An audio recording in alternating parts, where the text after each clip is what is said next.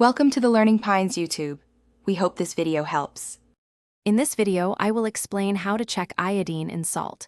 It's important to ensure your salt contains iodine for proper thyroid function. While most table salt is fortified, a quick home test can give you an indication. We'll cover the materials you need and the steps to perform this simple check. This process is straightforward and helps you confirm your salt's iodine content. To begin, gather your materials. You'll need a small amount of the salt you wish to test. Next, prepare a starch solution.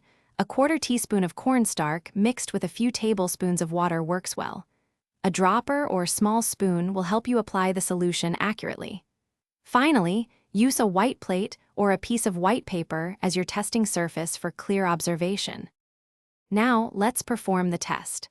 Take a small pinch of your salt and place it directly onto your white plate or paper.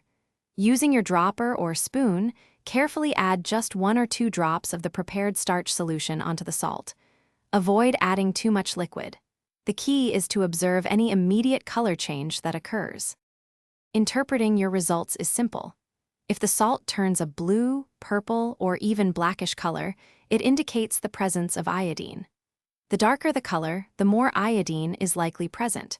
If there is no noticeable color change, your salt likely lacks iodine.